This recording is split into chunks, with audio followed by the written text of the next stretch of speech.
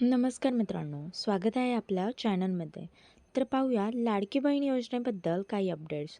तर चॅनलवर नवीन असाल तर चॅनलला सबस्क्राईब करायला विसरू नका. तर आज आपण पाहूया की लाडकी बहीण योजना ही फक्त त्याच महिलांसाठी आहे ज्या महिला नियम व अटीमध्ये बसतात. परंतु काही महिलांनी या अटींमध्ये न बसता देखील लाडकी बहीण योजनेचे पैसे लुबाडलेले आहेत. म्हणजेच दरमहा 1,500 रुपये त्यांनी देखील घेतलेले आहेत.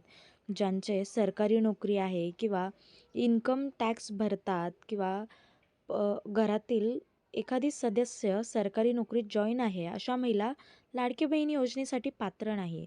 परंतु त्यांनी देखील हा लाभ घेतलेला आहे. त्यामुळे सरकारने याच्यावर कारवाई करायची घोषणा केली आहे. व दुसरीकडे पाहूया की 1,500 रुपये फक्त आता त्यांनाच मिळणार जे लिस्टमध्ये ज्यांचे नाव आलेले आहेत. ज्या लाडक्या बहिणींचे लिस्टमध्ये नावं आलेले आहेत त्यांनाच फक्त आता दरमहा 1,500 रुपये मिळणार.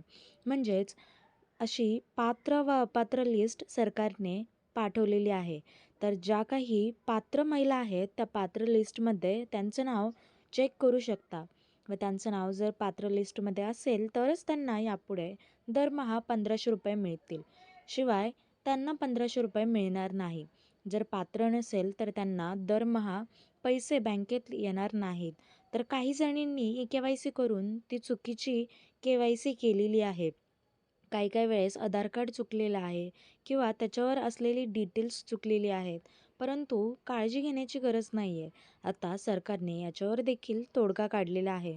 सध्याच सरकारने सांगितलेले आहे की आता ज्यांची KYC झाली आहे परंतु ती चुकली आहे, त्यामुळे त्यांच्या खात्यात पैसे येत नाही आहे, ते पैसे अकडलेत, तर अशा महिलांसाठी देखील सरकारने KYC दुरुस्तीची लाभ आणलेला आहे. असले नियम आणलेले आहेत जेणेकरून लाडकी बहीण योजना ही न थांबता सुरळीतपणे लाडक्या बहिणींना याचा लाभ घेता येईल. आणि हो, सर्वात इम्पॉर्टंट म्हणजे काही महिलांनी अजून KYC केलेली नाही आहे. तर आता 31 डिसेंबर शेवटची तारीख असून त्यानंतर ज्यांनी KYC केली नाही आहे त्यांचे खाते पूर्णपणे बंद होणार.